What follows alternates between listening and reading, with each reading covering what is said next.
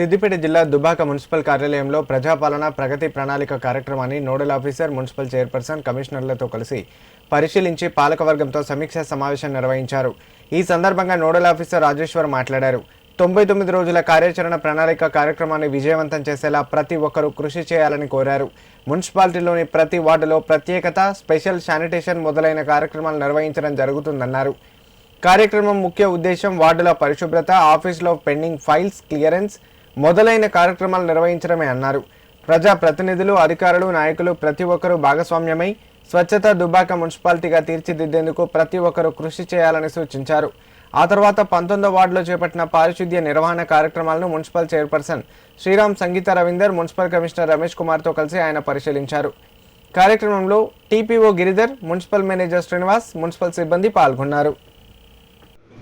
ప్రారంభించిన ప్రజాపాలన ప్రగతి ప్రణాళిక 99 రోజుల కార్యాచరణ ప్రణాళిక కోసం నేను నోడల్ ఆఫీసర్గా ఈరోజు దుబ్బాక మున్సిపాలిటీకి విజిట్ చేయడం జరిగింది.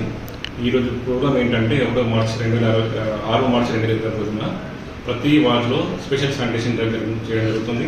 దాంతోపాటు ముఖ్యమంత్రి గారి సందేశం, ప్రతిజ్ఞ అందరు ప్రజాప్రతినిధులతో, అధికారులతో చేయడం జరిగింది.